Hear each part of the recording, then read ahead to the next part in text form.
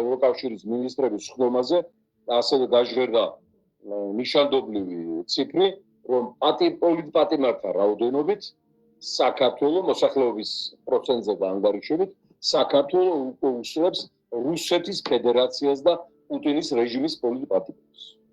რა თქმა უნდა, გასაგურია ახლა ალბათ არც არაფერი არა, დიქტატურაა დაქანებული, როდესაც ვამბობდით, რომ დიქტატურა ყალიბდება, დიქტატურა, ამასაც იღებდნენ ახლა შიგნით და გარეთ, ცოტა ისე რა, ნახევრად სერიოზულად, ნახევრად არასერიოზულად და რა დიქტატურა, ეს დიქტატურა ფიქრობდნენ, შეიძლება ასეთ ქვეყანაში 300-წლოვანი სახელმწიფოებრიობა, უძველესი კულტურა, ასეთი მებრძოლი ხალხი, ასეთი დაუმორჩილებელი სულ ამდენი იმპერიის შემკლაპავი, ეგ დიქტატურა ჩამოაყალიბდეს 21 საუკუნეში და იმ ანეკდოტის არ იყოს ახლოს რომ მივედით კახილის, მივედით ახლოს, მოვიდა ახლოს და ნახეთ რომ დაქანებული დიქტატურა და პრაქტიკულად საგანგებო მდგომარეობაა გამოცხადებული, მაგრამ ამას არქმევენ სხვა რაღაცებს იღებენ კანონს, დემონსტრაციები აკრძალულია, მიტინგები.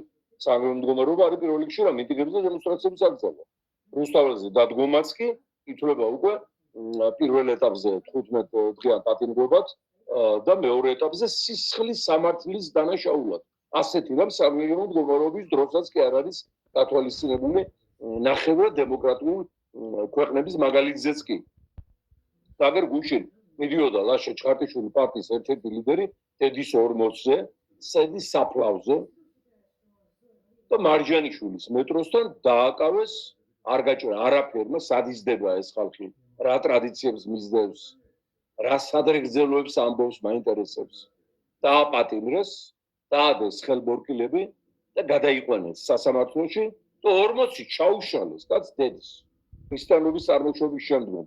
თუ კი რამ წამიკითხავს და გამიგია ინკვიზიციის პერიოდზე, აბსოლუტიზმის ეპოქაზე, რეპრესიების ჟამზე, რაც აი ქრისტიანულმა სამყარომ გადაიტანა და არ არის ეს მარტივი გადასატანი და დასავიწყებელი.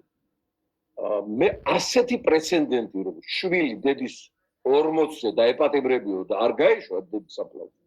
რომელსაც არ ჩაუდენეს ის ხდომალის დანაშაული, ადმინისტრაციული დარღვევაა, ხო? იურიდიულად და ნებისმიერ დღეს შეიძლება ამის განხილვა და რეაგირება რასაც, ხო? მე არ გამიგია ასეთი.